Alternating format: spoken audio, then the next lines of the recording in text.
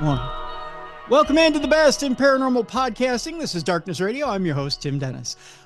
Really excited for today's show, folks. We have an old friend with us today. We're going to get into some great stories today about his life, his experiences.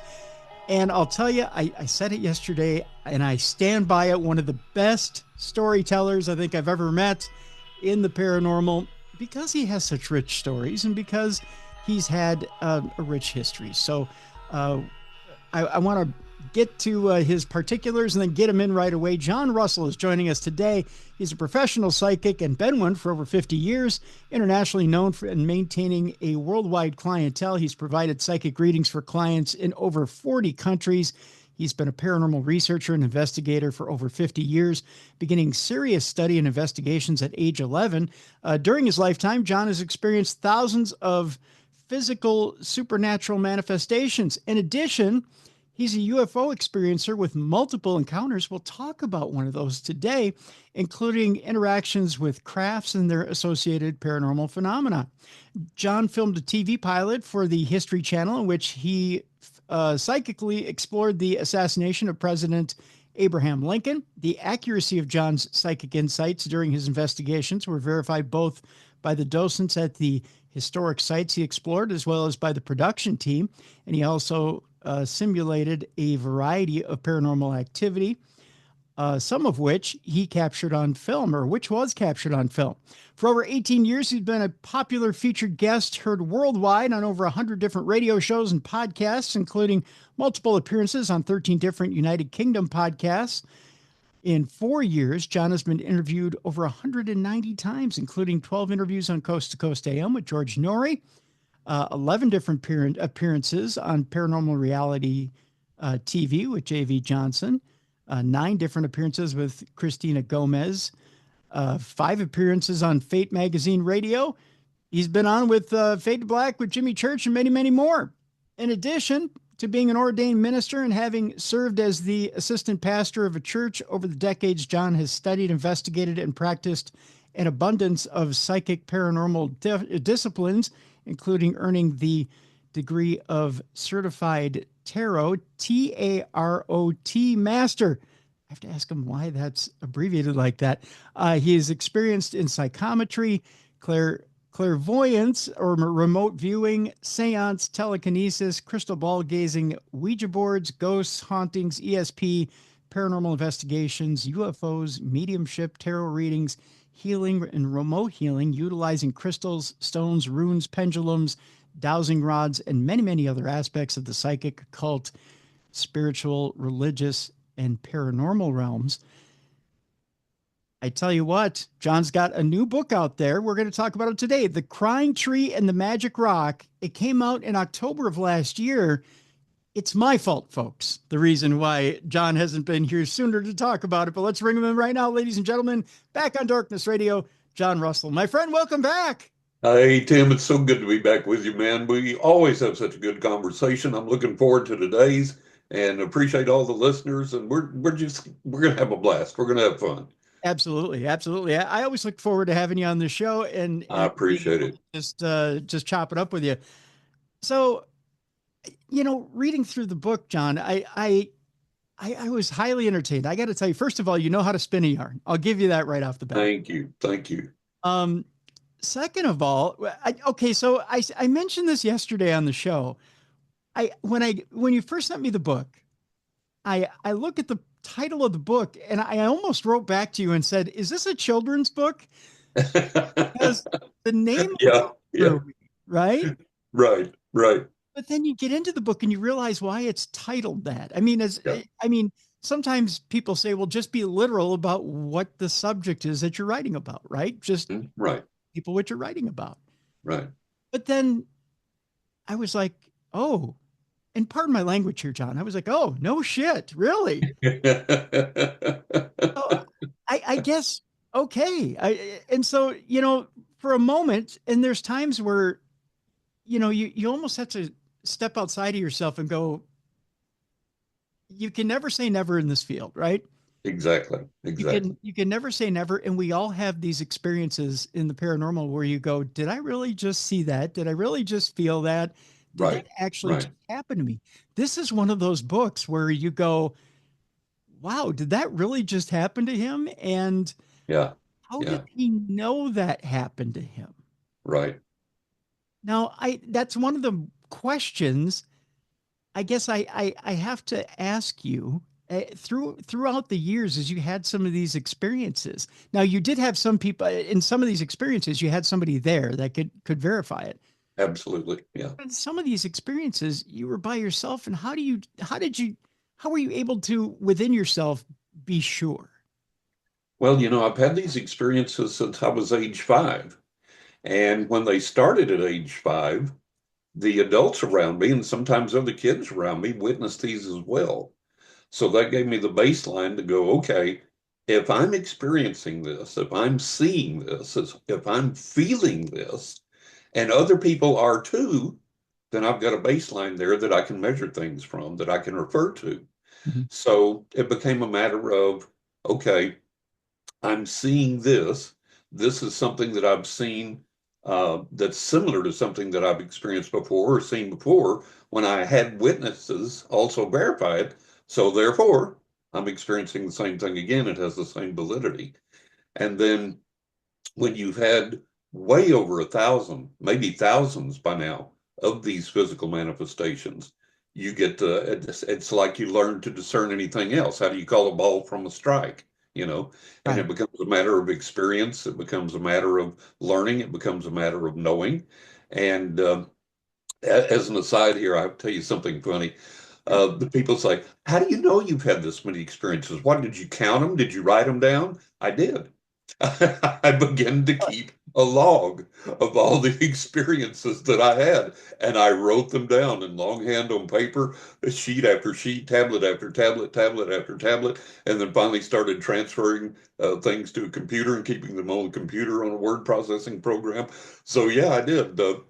It was really funny because there was a couple of guys. They do an online talk show that basically finds paranormal interviews and then makes fun of them. And I stumbled across mine one day. They took one of my coast to coast interviews and they were just tearing it apart and just laughing and this and the other.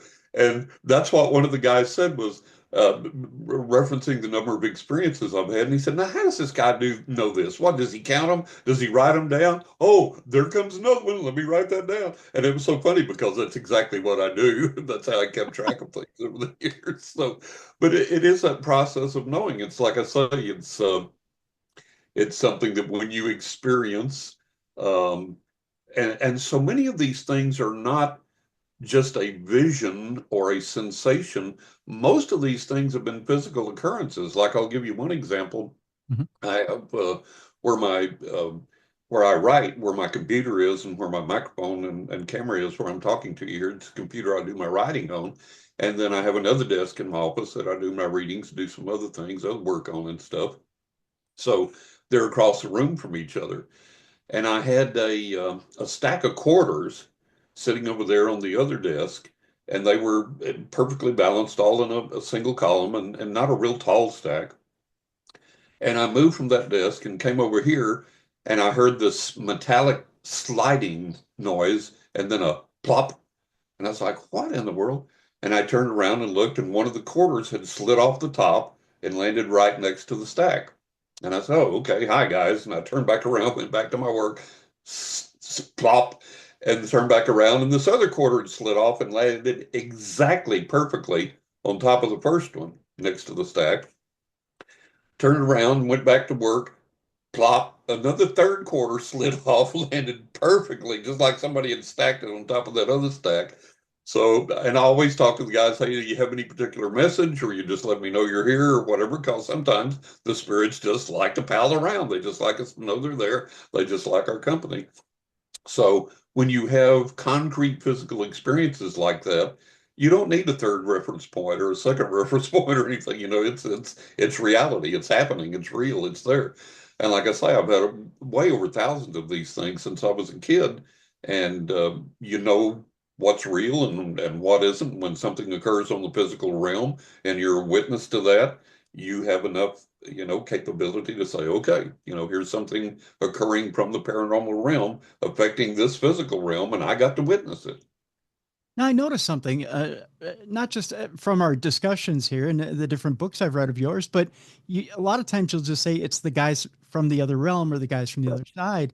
Right. Almost like if it's something harmless enough, you don't necessarily need to check to see who it is for Right. your benefit. It's almost like, yeah, if it's harmless, if it's pranky enough, Yeah. it's just the guys. It's like you're Oh, hanging yeah. out, it's Yeah. just the guys. You don't need to pin somebody. You don't need an identity. You don't need to. Exactly. Exactly. Why is that? Is it just are you kind of a live and let live type of guy that you don't need to pin a name to it?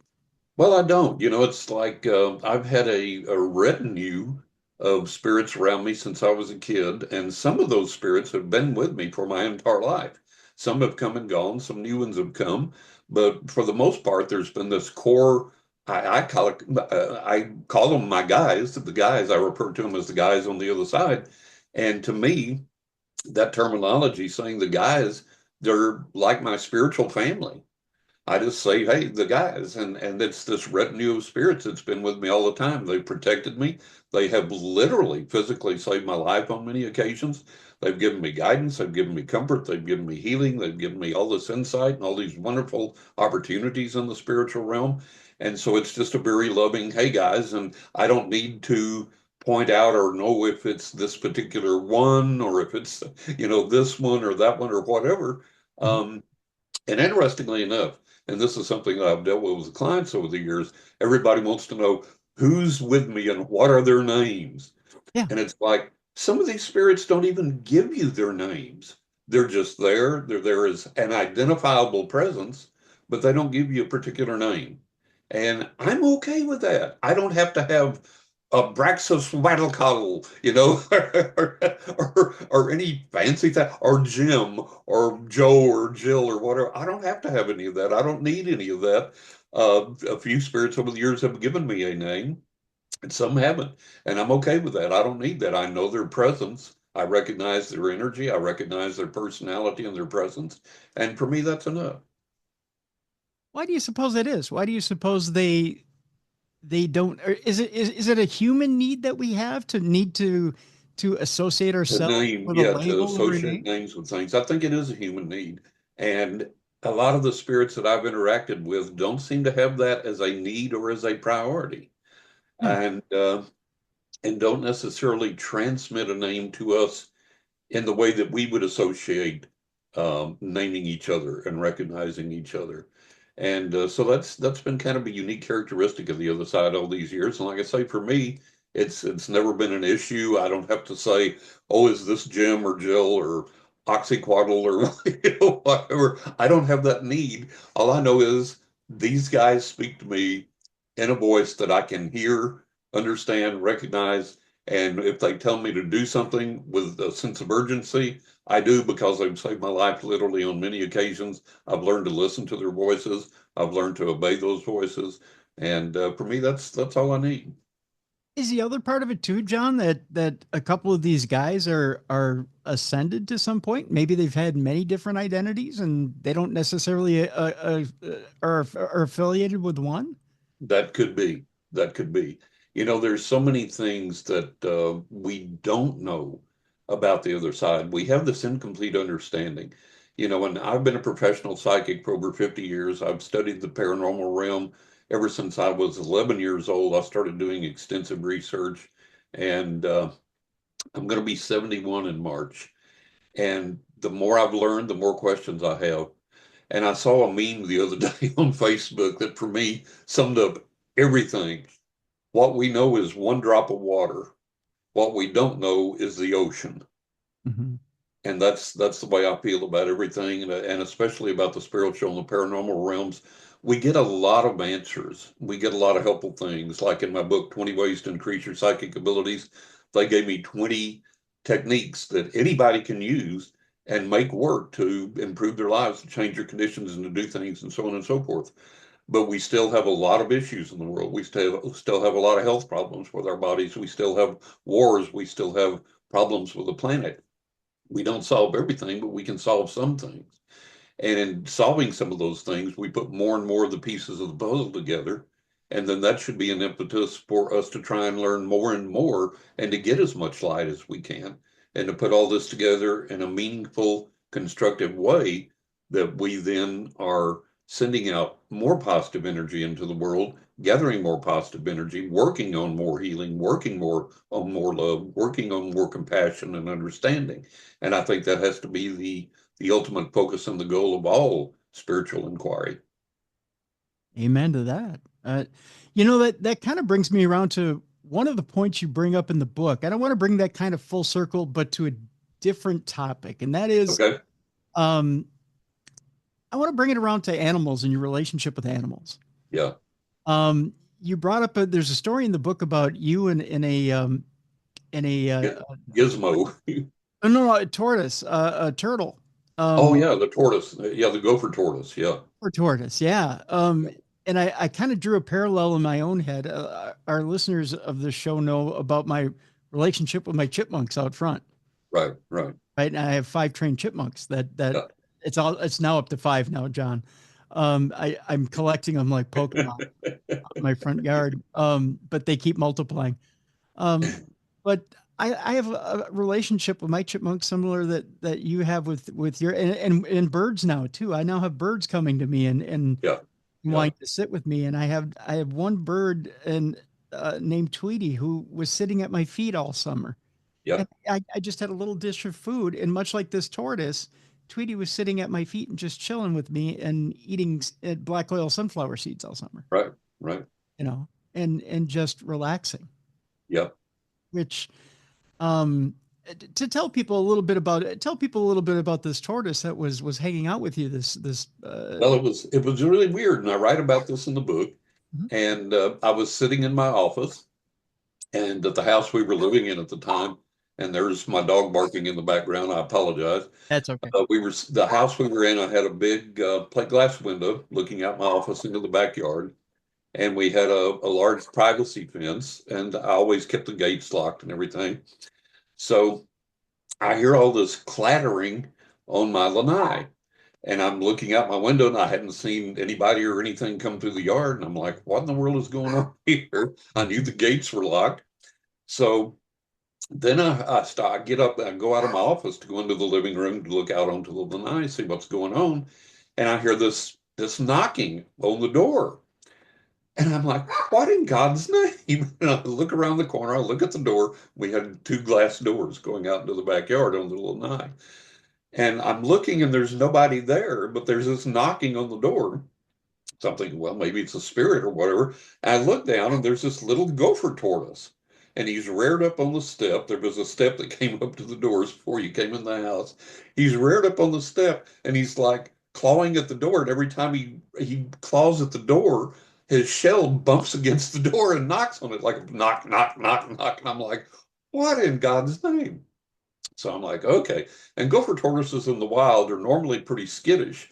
I used to hike through the state parks here, and when you'd see them, they'd either freeze or they'd run for their burrows or whatever. Well, we had a large gopher tortoise that would dig under the fence and come into the yard and eat, and then he would leave. And so that's how this little guy was getting under. And this was a small one. And I thought, man, this is really crazy. So he was walking around on the lanai, knocking over the watering can and doing all this, making all that noise.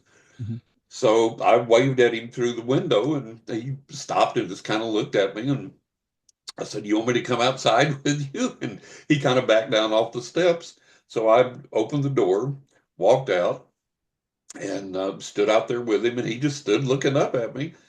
And so I started talking to him, and he just kind of sat down and just sat there with me. And I thought, well, this is the wildest thing I've ever seen. So he sat there for a little while, and then he wandered off into the yard and got something to eat, and then went on his way. And I thought, wow, what an incredible thing to have that type of a visit, to have this creature come to me and give me this kind of an experience. And I presumed it was like a once in a lifetime thing.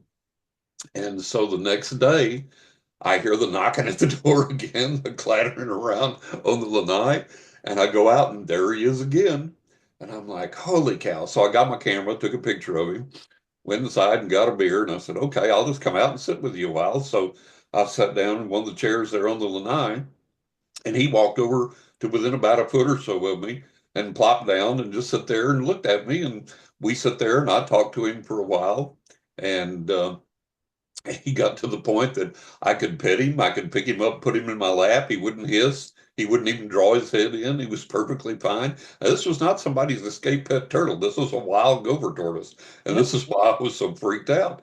And he would do that. And then little babies, smaller than him, started to come and visit me. And they started coming up on the lanai. And I would go out and they would just all come and just sit by me and just sit there. And I would sit with them and talk to them. And I looked up online, what do turtle visitations mean? And turtle visitations are typically associated with good luck and spiritual enlightenment and protection and so on and so forth. So I thought, man, this is just incredible. This is just crazy. And then from there, I got to thinking about the food chain, and I elaborate on that a little bit in the book. And then I'm going to write at more length in a coming book about some things, some revelations that have come to me about the food chain. But I got to thinking about that, and I thought, this experience to me was this sacred moment in time and the spiritual revelation from this creature that to someone else would just be considered the potential for a good bowl of soup. Right. you Right. know? And it was like, and this got me to thinking about the dichotomies of things. But yeah, that was the gopher tortoise visit, and I plan to write in future books. I've had so many spiritual experiences and connections with animals that show that they're sentient, that show that they have emotions, that show they have feelings, and they have the ability to communicate. And I want to expand and go into that in future books because there is this great spiritual connection with animals that we can have and that we miss and that can really enrich our lives. And I want to get into in future books. I also want to write about we've had several animals that have spoken in English, and they have spoken in English, not in a like I love you, not in a difficult way to understand or in a way that you say, well, that really, it could be construed as that, but maybe it's really not. I mean, these animals have spoken English so clear that other people that heard it, I'll give you an example. We had, Mhm. he's on the other side now, but we had this Chihuahua, little 10-pound Chihuahua, and when we would take him to the vet to get his nails trimmed, he would turn into Cujo. Ooh. And I was the only person that could hold him. It was like holding a whirling dervish, like the Tasmanian devil. And Mhm. he would claw me up and scratch me up and bite me up while the vet tech was trimming his nails. And he would growl and scream and bark and roar. And we would come out of the room, and the people out in the waiting room would go, that little dog made all that noise. I mean, it was that dramatic, right? Uh-huh. So, and it was the same vet tech, and the vet tech was very nice to him, very patient, very gentle with him, but he would always just go, bat crazy. And we were in there one time, and I was holding him, and we were trying to calm him down. He was exceptionally wild that day. And the vet grabbed one of his paws and was holding it before he kept trimming, and he looked at looked at the little dog, and he said, "Just calm down. You're okay. You're fine." And the dog looked at him and went, "No, I'm not. As clear as that." And Wow. the vet tech's eyes got as big as saucers. And he looked up at us, and he looked at the dog, and he looked up at us, and we were like, "You heard it. You heard it just as clear as we Whoa. did." Yeah. And he said it, he didn't say, "Whoa, whoa, whoa." He said, "No, I'm not." As clear as that. And, and and we had heard him talk before, so we weren't as freaked out. But the vet tech nearly dropped his teeth. He was like, "Holy cow!" So yeah, So we'd heard him talk how do before you because, explain that? well, I don't. It's obviously that animals have some ability to communicate by language, and sometimes I don't know what the motive principle for that activation is, but we've had cats that talk clearly. Um, we've had these dogs that talk clearly. So it's really a startling thing, but once you experience it several times, you go, oh, this is kind of the norm, not a rare thing, but there's an ability out there that these critters have that under the right circumstances they can exercise. And like I say, I've heard cats clearly speak in English. The reason we weren't so surprised with the little dog, uh, he'd talked before. One time I was out in the courtyard, and he was in my wife's lap, and she said, "Where's Daddy? Daddy's outside, didn't he?" She said, "What's Daddy doing out there?" And she said, "He goes, I don't know." Wow.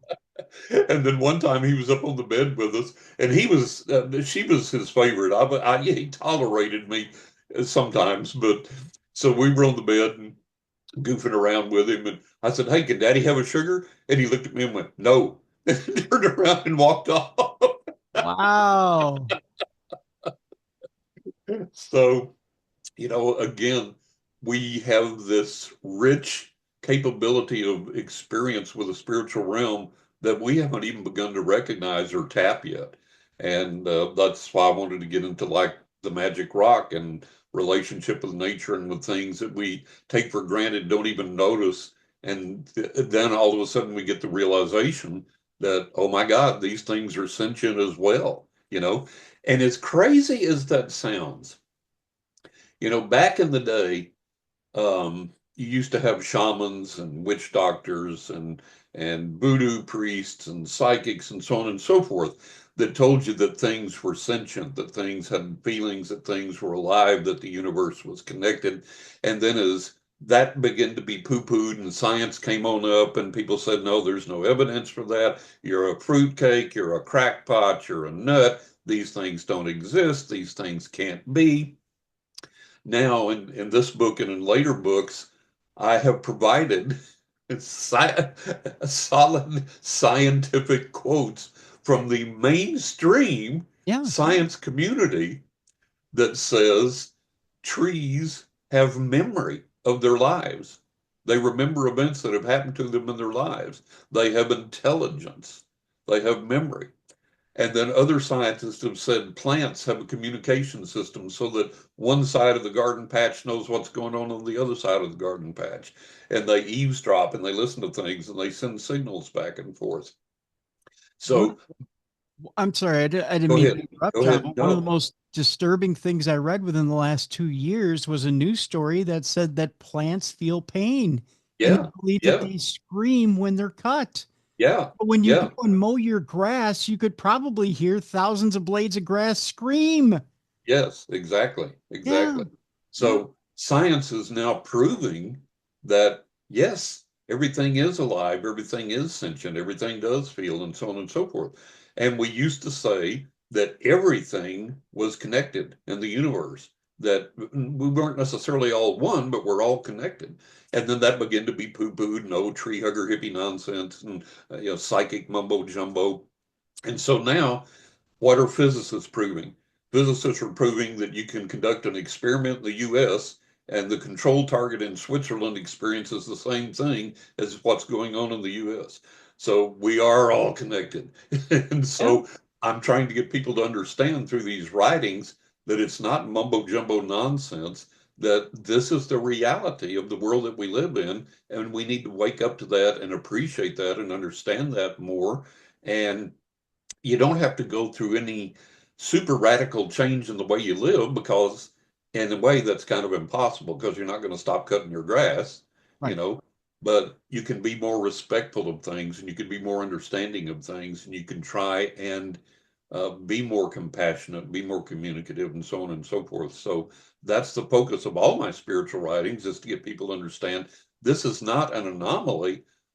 This is the norm for this planet, and if you take the time to try and connect, the other side will reach out to you and you can begin to learn and experience these things for yourself. So you don't have to say, yeah, that John, he's a good storyteller, all right, but God, what a nut. None of these things can happen. None of this can be real. If you take the time to reach out, you'll experience it for yourself. Then you'll know that it's real because you'll be experiencing it on the physical realm. Well, I can attest exactly to what you're saying. I mean, even this past summer, just sitting on my porch, this past spring, summer, fall, sitting on my porch, quieting down and just relaxing and becoming kind of one with nature, even just the Yeah, nature in my front yard, it came right. to me. Exactly. I didn't have to do Exactly. anything. It came Yeah, to me. it does. Yeah. Yeah. The other side is more willing to reach out to us than we think that it is. And I think that one thing that the skeptics always bandy about is that well, I sit down and meditated, nothing happened. There's not anything to any of it. Or I wanted this to occur and nothing happened. If you're psychic, why haven't you won the lottery and blah blah blah. So the skeptics are always wanting to come and put a quarter in the machine and punch a button and get the prize. And the other side doesn't work like that. Yeah. God, I wish it did, but it doesn't work like that. The other side, to interact with the other side, you develop a relationship. And it's not a, here I am again, give me this. Okay, here I am again, give me that. Okay, it's been another day. I'm here again. Now I need this. Now I need that. Give me this. Show me that. Do this. Do that.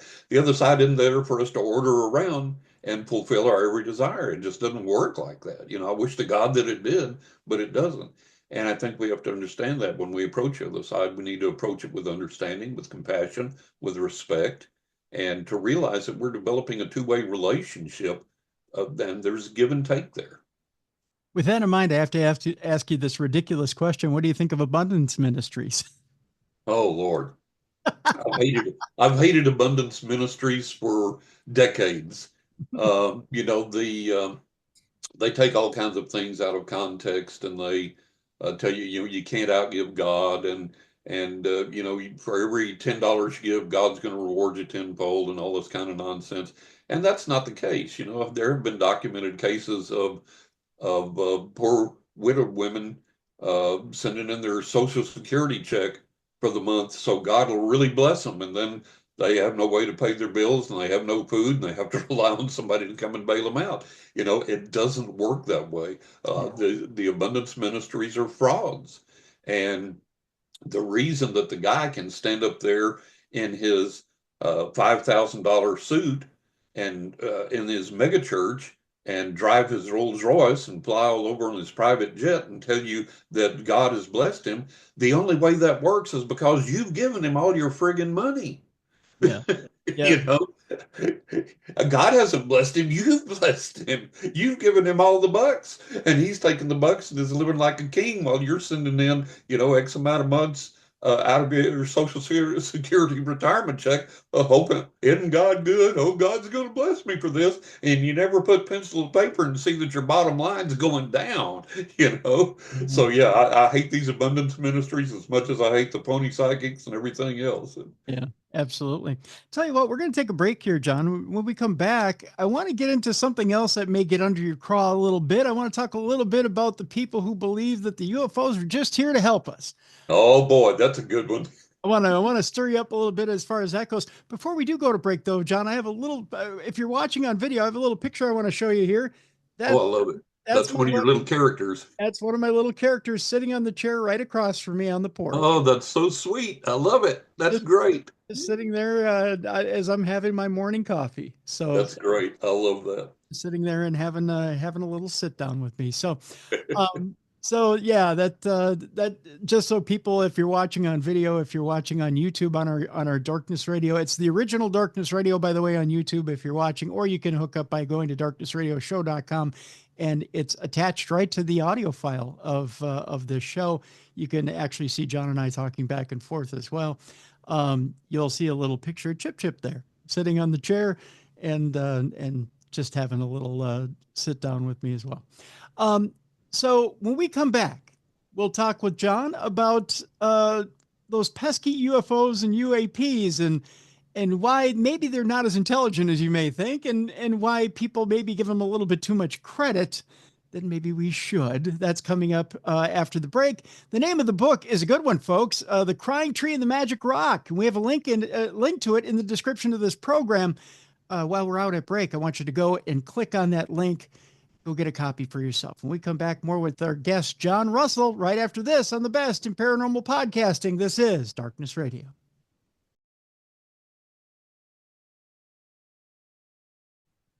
Welcome back to the best in paranormal podcasting. This is Darkness Radio. I'm your host, Tim Dennis. My guest is John Russell. I'll get his name right. The book is a great one. It's called The Crying Tree and the Magic Rock. It is available right now. We have a link in the description of this program. I highly encourage you to go out and get it. What a great book. Before we get to those pesky UFOs and UAPs, I do want to end things with one more animal story. You had mentioned Gizmo. Yeah. And Gizmo makes a return. See what I did there? It's part of the theme of the chapter. Gizmo makes a return in this book. Gizmo, of course, is one of your more favorite animals. Yeah. I don't want to spoil the entire story of how Gizmo makes the return, but Gizmo has a way of popping back up in your life from time to time, doesn't he? Yeah, he does. And I tell people that when Gizmo has returned in the flesh twice. And I tell people that our animals are obviously their souls, spirits live on, their personalities live on, but there are more occasions than just mine where people have experienced animals returning in the flesh to visit before they disappear again. And that should get everybody that's an animal lover hope that, their souls live on. We get to be reunited with them, get to see them again. But for me, I think with Gizmo returning periodically throughout my life, it's so heartwarming because it's like, hey, John, I remember you. I still love you. I'm showing you I'm still here. I'm still around. I'm okay, and I'm waiting for you. I'm hanging around. We're going to see each other again someday. And so for me, that's one of the most beautiful things there is. So explain to me, because I wasn't lost reading it, but do you believe that it's a walk-in on a current animal that's living, or do you believe that Gizmo's reincarnated? Oh, I believe that it's Gizmo in the flesh. I believe that he's able to somehow come back in the flesh and manifest and then disappear to the other side again and say, okay, I'll see you again. Wow. See, I mean, I know of one person in particular that would absolutely love to see his animal again, in the flesh one more time. I know of I know of a lot of people that would love that, but I know a lot of animal owners and animal lovers that say, once they're gone, I grieve them so hard, they have to be gone, and they hang on to that memory. Yeah. I have to ask you this question here, John. The harder we hang on to them, are we not going to see them again? Is there a point where it's healthy just to let go and let God and hope that maybe one day they will make that appearance like Gizmo made for you? I think so. It's like, you want to hold on to the fond memory of them, absolutely. But at some point, and I don't think our hard grieving and our yearning for them, I don't think that restricts them in any way on the other side. I don't think it hinders them in any way on the other side. It's just something that it may hinder us. It may keep us from moving forward and moving on.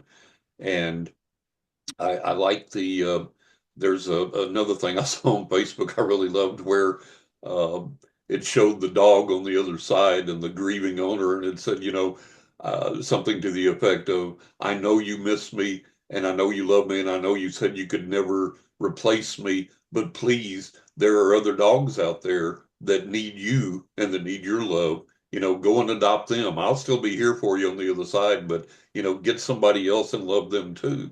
And I think that's one of the greatest things we can do as pet owners is when we lose a pet, after the appropriate grieving time, bring another one into our lives to love.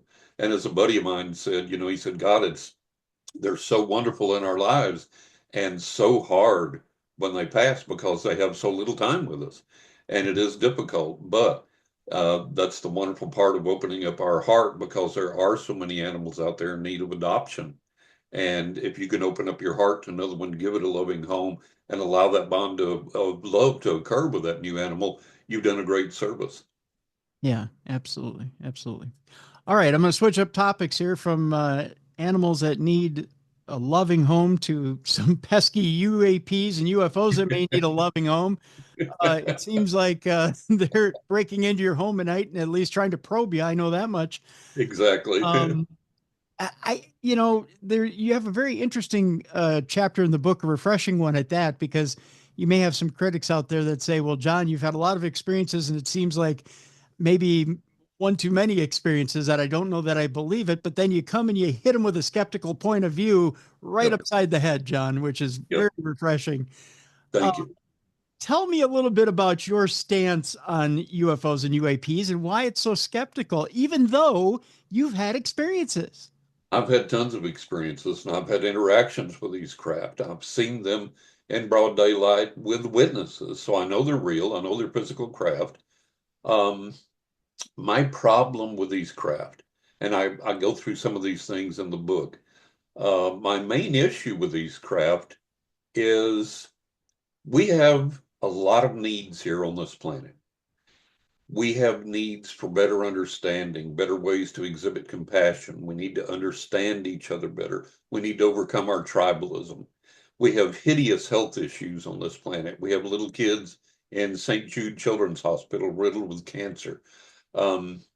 We have environmental concerns that are not just of our making. I mean, the earth is a difficult place to eke out a living, and the earth does a lot of things, a lot of upheavals in and of itself that make it very difficult to live here. So we have lots of issues. We have lots of problems on this planet. It's a very difficult place to live. And here, supposedly, are these vastly superior intelligent beings that have mastered long distance space travel, that have understand physics better than we do because everything that we know about physics, they break the laws of. And supposedly, these beings can bring enlightenment and healing and help, and there are space brothers, and they're here to watch over us, and they're here to help us. Well, if they are, they're sure doing a damn funny job of it, Right. because we're not getting any better, we're getting worse. We haven't ushered in any new ages of enlightenment. We haven't, we've got more wars, more famine, more plagues, more difficulties on this planet than we ever have. It just keeps growing, keeps growing, keeps growing. People are more hostile and uncivil towards each other now. And so, the argument against the UFO brothers breaking into this paradigm and helping us and bringing peace and helping us sort out our technology and helping us sort out our spiritual understanding and or whatever. The argument against that, and I address this in the book, and to me it's always been so stupid. One of the main arguments against that is that they're operating from the Prime Directive. And the Prime Directive, if you watched Star Trek, the Prime Directive was to observe but not to interfere. That if you brought in a superior way of life and technology and all of these things to a race, how disruptive it would be. Well, people quote the aliens as operating from the position of the Prime Directive. Now, this pisses me off no end because the Prime Directive doesn't exist. Yeah. It was written in a science fiction show. Right. It is a precept designed from a science fiction show. The Prime Directive does not exist in real life. It's from a movie. It's from a TV series. It doesn't exist, okay? Now, even if it did exist, even if the Prime Directive did exist, if the aliens had superior technology that will enable us to get all the little kids out of St. Jude's, get them cured and send them home to their families, would that disrupt your life in a horrible way? Would that be negative? Would that be hostile? Would that be upsetting? No, that would be cause for joyous celebration. Mm-hmm. If the aliens could come and say, hey guys, all of this radioactive waste that you stored in various places around the world, where the land and the water and the environment there, and I've done research on this is no exaggeration, will be contaminated for a minimum of 10,000 years. Wouldn't you like to be able to clean that up and make that all go away and restore the land to use? Would that be so upsetting that we couldn't deal with it or handle it? Would that disrupt our lives? No, that would enhance our lives, make life on Earth so much better. So there's no reason, if you have these capabilities, not to bring those into us and to help us. And, the argument is always, and Stephen Hawking made this argument. He said, our encounter with aliens could be much like it was when Columbus discovered the New World, quote unquote. He didn't discover anything; it was always there. But he said that didn't go well for the natives, and probably wouldn't go well for us. So that was Stephen Hawking thinking. Well, that could be, but we have to make the assumption, and it is only an assumption because we don't know. Um, we can make the extrapolation that just like here on Earth, there's good people and there's bad people. We have to assume that there could be good aliens and bad aliens. The problem I have is, okay, if there are good aliens, why aren't they intervening? Why aren't they doing something? It's this big mystery that I can't fathom. Um, we know these things are intelligently controlled. We have whistleblowers coming out now saying not only have we retrieved alien craft, we've retrieved alien biologics. We have alien bodies. Okay. So we know there are physical beings. We know they're sentient. We know these things are not ours or any other governments or whatever. So they're here. They're roaming around at will. They're doing what they want to at will. If they have these capabilities to help us, why don't they? They haven't. And that's one thing that bothers me no end is what is the motive? Why are they here? Why do they operate with this impunity? And I always go back to somebody in our government has to know. With all of our vast intelligence gathering resources and all of our capabilities, somebody has to know. There has to be some knowledge there. There has to be something there. I remember a long time ago, one of the excuses given, and fairly recently, one of the excuses given was we just don't have the capability to capture these things on film or video or radar or whatever. We don't have the ability to grasp that image in a way that we can analyze it and understand it, which is total BS because decades ago I watched a documentary and they had former heads of the CIA come on, and each one was interviewed and talked about their time in the CIA and talked about what they did and talked about the technology and so on and so forth. So one of the directors came on and he said, he was talking about the SR-71 Blackbird, which was our premier spy plane. Now, younger people aren't going to know this. Go Google it. The SR-71 flew so high, it flew in subspace, and it flew, what, thousands of miles an hour, and nothing could catch it, nothing could shoot it down. And he said, now this is the director of the CIA speaking. This was on a documentary I saw with my own eyes. He said that when the SR-71 was flying over in subspace at speed, if you put a golf ball over here and a golf ball over here 2 feet apart on a putting green, that when the Blackbird flew over and took a picture and you developed the picture, you could clearly read which one was the Titleist and which one was the McGregor. And he said, that's decades old technology. Just imagine what we can do now. Now, that's a former CIA director saying that. And that was decades ago. I saw this documentary. So don't tell me we don't have the optics to grab these things or the ability to analyze these things and so on and so forth. Yeah. Now, somebody in the government, we have Stargate, our remote viewing program. That's beyond dispute. That's acknowledged as fact. It was real. It's there. We've had all these things we've done psychically. We've had all these things we've done paranormally in the government. We've had all these things we've done research-wise, so on and so forth. You cannot tell me that somebody somewhere in the depths of our government doesn't know what these things are, what their motive is, and what's going on. It's just incomprehensible that that's the case. So that brings us to the twofold question. Why don't they make contact if they're beneficial? They want to help us. And what's our government withholding from us? Why won't they give us disclosure and tell us the focus, intent, and purpose of these things? And you look at what they're doing and it doesn't make any sense. Someone pointed out that they keep doing cattle abductions, cattle mutilations, and they've done this for decades. Now, if you haven't learned everything that you needed to know by dissecting a cow in a year's time over and over and over again, something's wrong. Why are you still doing it 20 years later, 30 years later, 40 years later, 50 years later? Why are you still doing these things? It doesn't make any sense. What's the reason? What's the rationale? It's like, what more could you have to learn, or what more need would you have? It's just crazy. It's just insane. So they do these weird things that don't make any sense, and they keep repeating them. And then they abduct people. Abducting a person against their will, that's not an act of kindness. That's not an act of goodness. That's hideous. And then you probe them with these painful experiments and you take them back and you got all these resultant problems from this. That's not an issue of kindness. And then people say, well, they're here to watch over us, make sure that we don't destroy ourselves. Well, they're doing a really, really lousy job there. And as far as our nuclear capabilities, they say, and it's documented now. This is beyond conjecture or beyond speculation. It's documented that in at least two cases here in the U.S., and I believe a case in Ukraine or Russia, and there may be others, but I'm aware of at least those three, that people in the military and people in Congress have acknowledged the fact UFOs have hovered over our military bases and taken our nuclear missiles offline. Mhm. They've literally shut them down. I mean, powerless. You could launch them if you wanted to.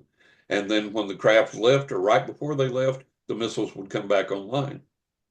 So they're saying the proponents of the UFOs, the Space Brothers, they're saying, see, they've come to say, look, stop your madness, shut down your nuclear weapons, and blah blah blah. That's why they're here. They're giving us that message of world peace and to disarm ourselves. That's the biggest BS I've ever heard in my life. We've been doing nuclear testing for decades. And with the first test at Trinity, and I write about this in the book, the first test at Trinity, if the UFO brothers wanted to step in and say, hey, you guys are fixing to destroy yourself, they've had decades to do that, and they have not. Mm-hmm. Mm-hmm. And what's seldom known about some of these instances where they've shut off the nuclear missiles, in a couple of cases when the missiles came back online, some were in launch mode and had to be physically taken out of launch mode to keep them from going off. So if they're the all-knowing, all-loving Space Brothers, either they screwed up big time or they were trying to start some crap. One of the two. Yeah. It's like they're not as perfect as we give them credit for, or else they were trying to start something. So there's all of these problems, all these dichotomies with these theories of the benevolent Space Brothers and all this and all that. Benevolence doesn't act that way, and compassion doesn't act that way. If you want one more bee for your bonnet here, Yeah, bring um, it. there was something that President Trump announced this past week that I think to me, it set off alarms. And I like connecting little dots Yeah, once yeah, in a while, and I like stirring up conspiracy theorists even more. yeah. And you just mentioned one keyword, one buzzword, which should set off alarm bells to anybody who's a conspiracy theorist. And that is the new AI project that the US government is getting involved in. He Yeah, announced that the US government is pouring $500 billion into AI. yeah, yeah, The government is investing in it. But do you yeah. know what the project name is? No. Stargate. Oh, wow. Oh, wow. That's a little scary. Isn't it? Yes, it is. Now, this is where the antenna go up, because if you believe anything that any conspiracy theorist would tell you, it's that, well, we're co-opting alien tech, or we're taking alien tech Right, for ourselves and we're developing it, and that's where things like your iPhone come from, and that's right, where right. all this stuff is coming from. Yeah.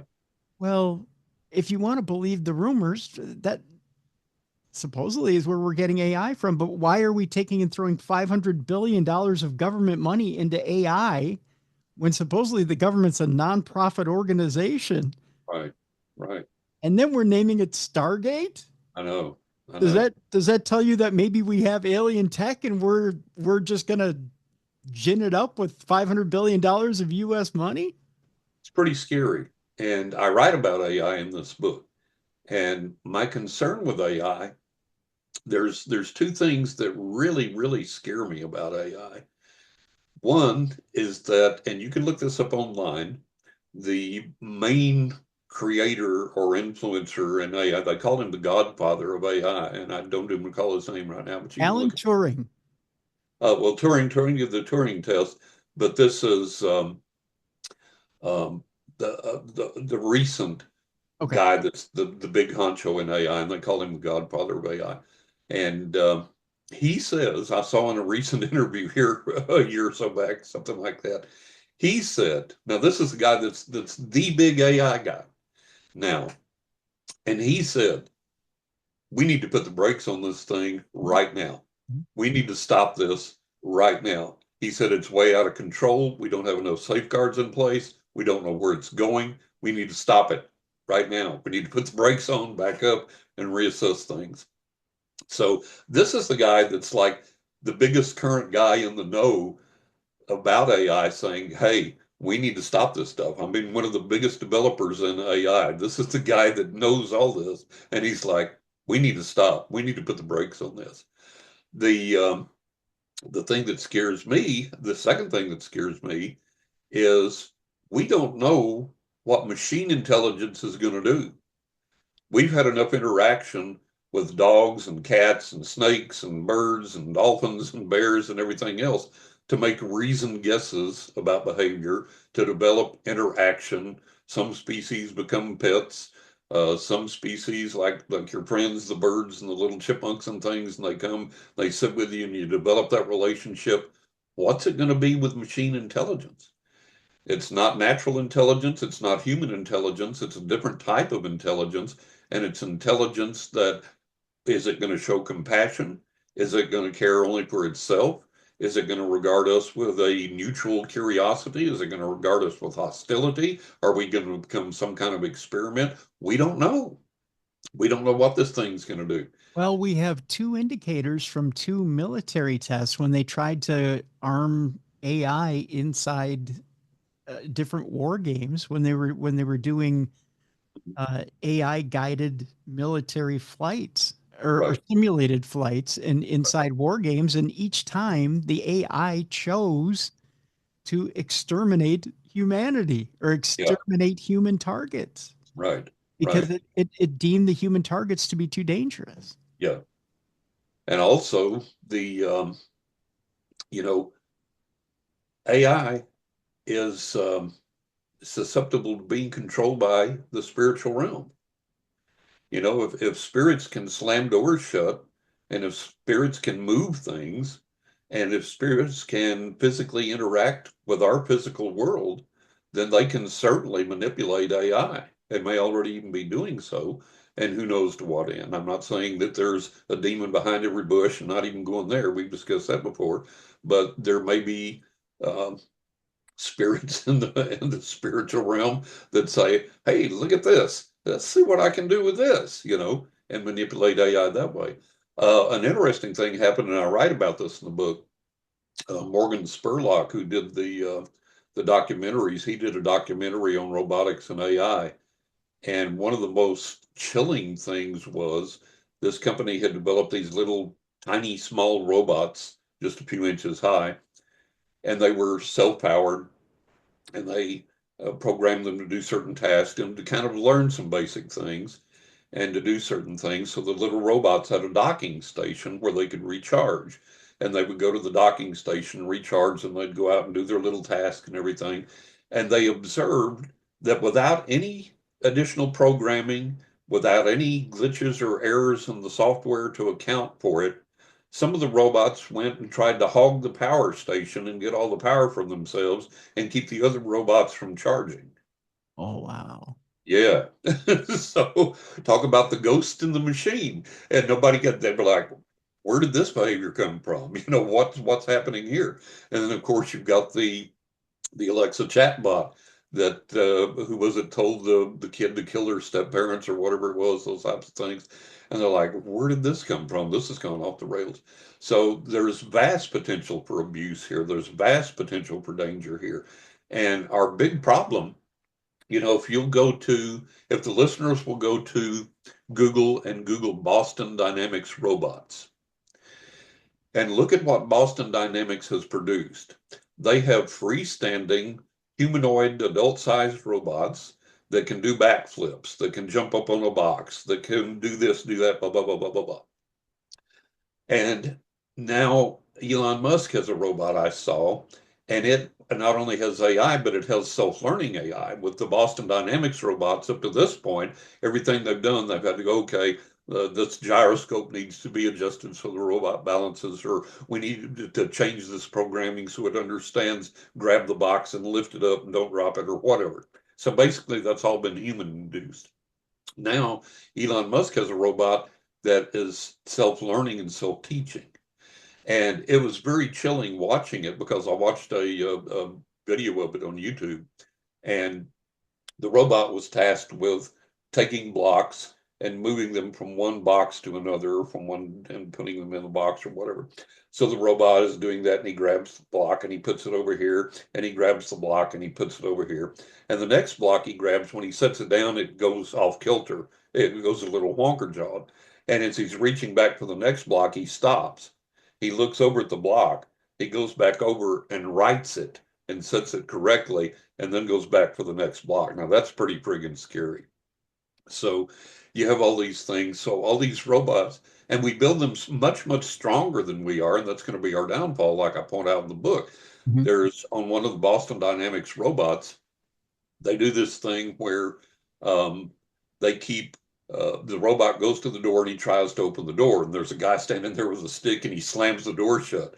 And the robot goes over and he grabs the door and he opens it, the guy slams the door shut. And so it's a repetitive task, to teach the robot, you got to keep going, you got to keep trying. What happens when the singularity occurs and the robot all of a sudden is like, damn it to hell, and turns around and whacks the guy. Get away from me. I'm trying to open this door. So there's potential for all kinds of downfall here. There's potential for all kinds of problems. But I thought it was very interesting to realize that there can definitely be a spiritual manipulation component to this as well. So we have a lot to worry about.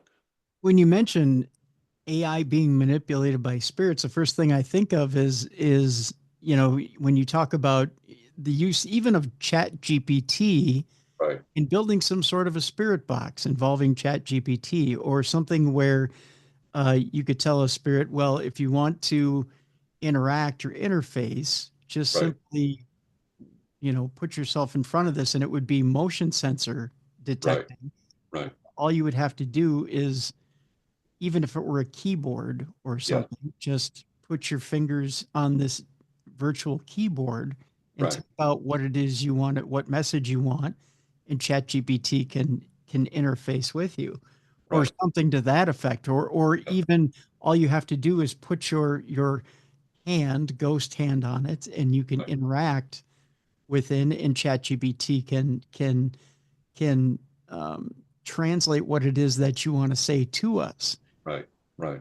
The only problem with that is, as we've seen, ChatGPT gets a mind of its own Yes, after a exactly, while. exactly. And who's to say that their words don't get twisted? Right. That's it. That's the problem. And so, that's why I always tell people that rely solely on devices in paranormal investigations. I say, look, you're getting a demonstration, you're not getting a communication. And even if you believe you're getting a communication, just like you pointed out, it may not be an accurate communication. It may not be a word for word communication. And that's why I very seldom rely on any of those devices when I've done anything, because I have two-way real-time conversations with the spirits in my head. And I know it doesn't get garbled. I know if they're telling me something or asking me something or showing me something, I'm getting it straight from them and not through any device or through anything that's susceptible to being manipulated. So yeah, we've got such a long way to go with all this. Yeah. Yeah. In that, it can be a little scary. I'll tell you what, we're running a little short on time, but I do want to get um, just kind of an old fashioned little creepy story from you before we leave people today. There's one in particular that to me was absolutely a creep out type story, and it has to do with a popular holiday. Um, Yeah, Cinco de Mayo, yeah. yes, yeah, you know the one I'm talking about. Can you tell us a little bit about the one that revolves around Cinco de Mayo, John? Yeah, the that was just a mind-blowing story for me, and as many things as I've experienced, it blew my hair back when I heard this. And like I say, the guy that told this to me, my friend, he was absolutely reliable, absolutely rock solid. His family was stable, not given to hyperbole or to fantasy or to anything like this. And the story was, you can read the whole complete thing in the book, but I'll go ahead and tell you the salient part of the story. We had a Mexican nightclub there where I grew up, and long story short, one night we were sitting there, my mother and I were sitting there in our living room with the windows open when we heard this Mexican music come wafting through the air, and it would rise and fall in volume and rise and fall in volume. And finally we figured out that it was coming from this Mexican nightclub that was probably at least a mile away. And when the wind conditions were just right and the atmospheric conditions were just right, you could hear the music from this nightclub. So I was telling my friend, my best friend in the entire world, who was Mexican, I was telling him the story about we'd sit there and listen to this music coming from that Mexican nightclub. And we both knew the name of the nightclub. I don't recall it right now, but we both knew the name of the nightclub.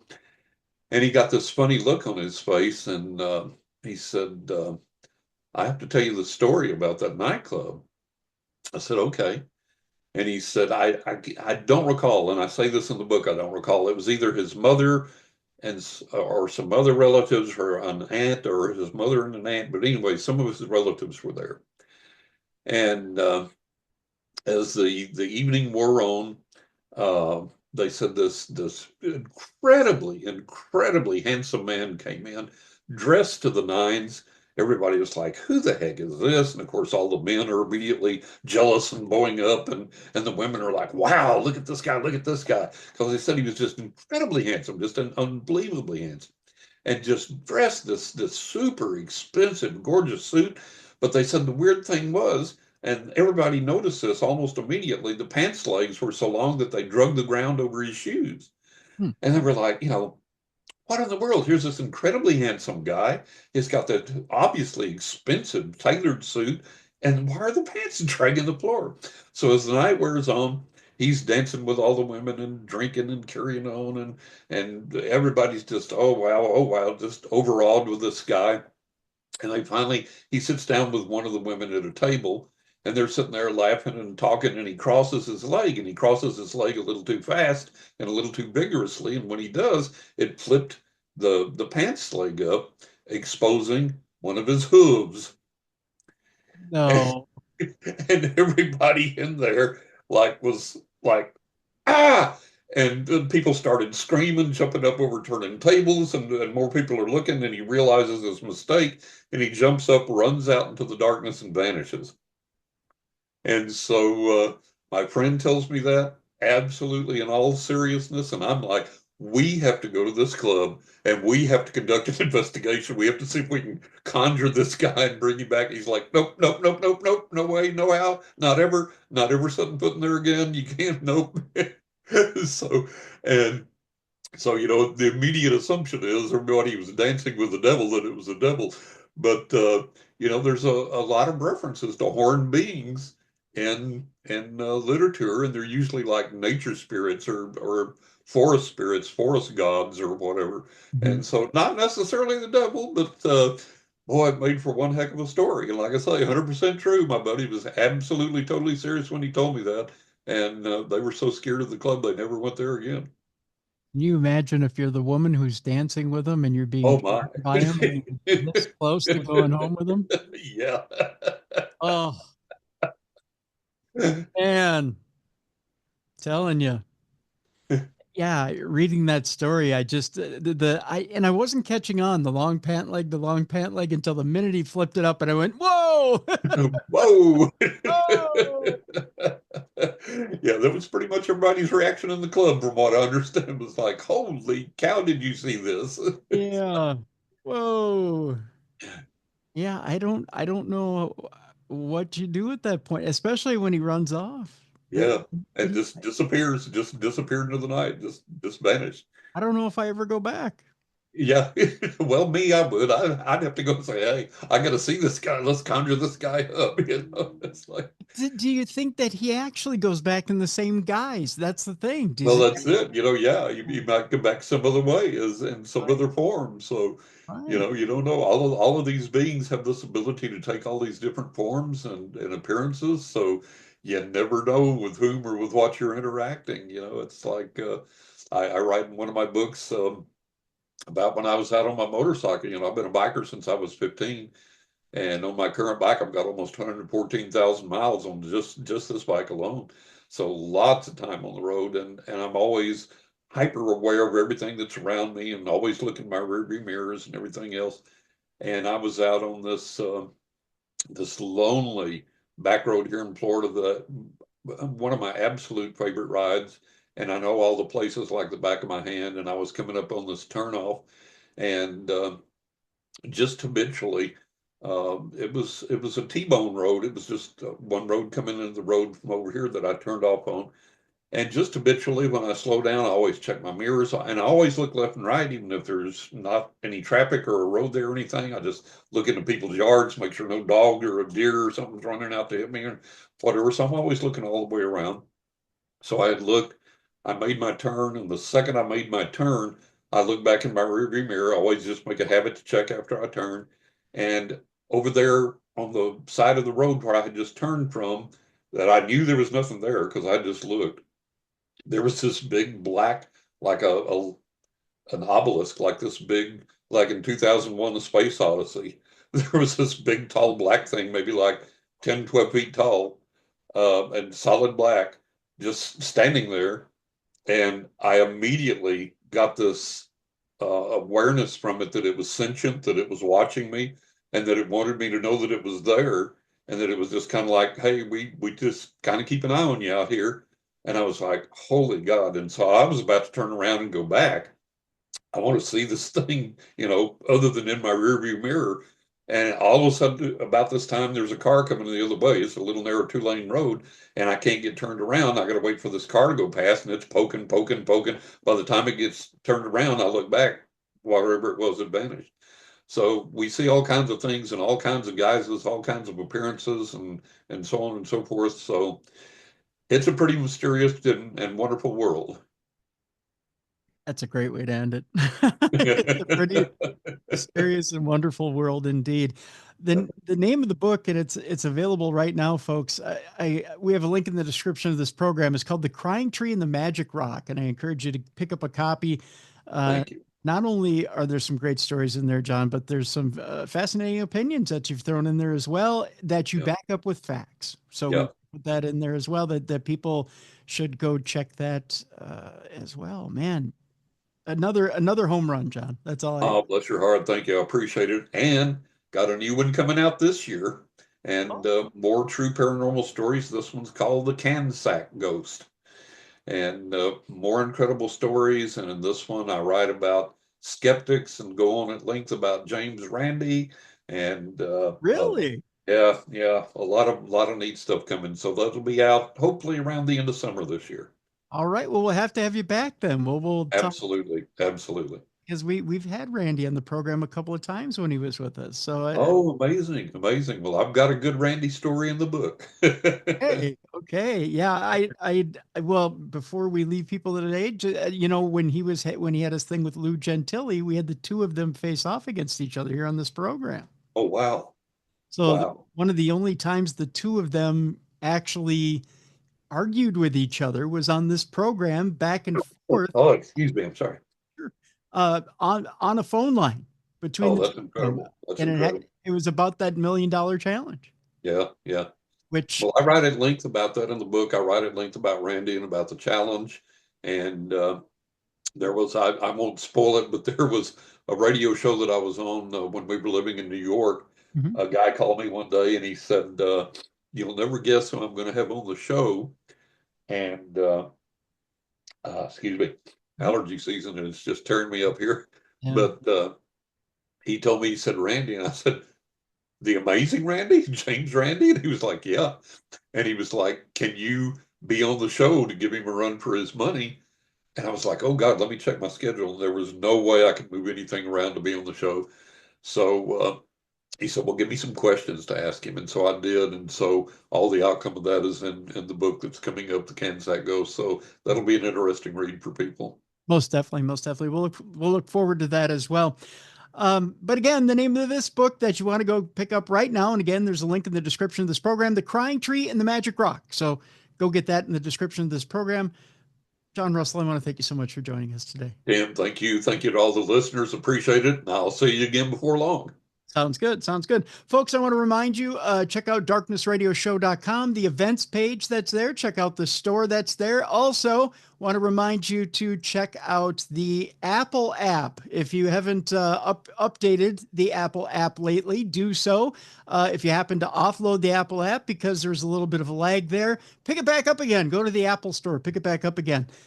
Do that as well. So in the meantime, have a great weekend. Go be a light in someone's darkness this weekend. We encourage you to do so. Go help out a neighbor, a friend, whatever. Hey, there's snow down south right now. Go help somebody out of the snow this weekend. Don't wait for it to melt. Take and be proactive. Go help somebody this weekend. Again, go be a light in someone's darkness. We'll see you next week for another great week in the best of paranormal podcasting. This is Darkness Radio. For more audio and video archives of the show, intriguing content, and cool swag, check out darknessradioshow.com. The executive producer of Darkness Radio is Troy Palmer. Thank you for watching. And remember to go out this weekend and be a light in someone's darkness.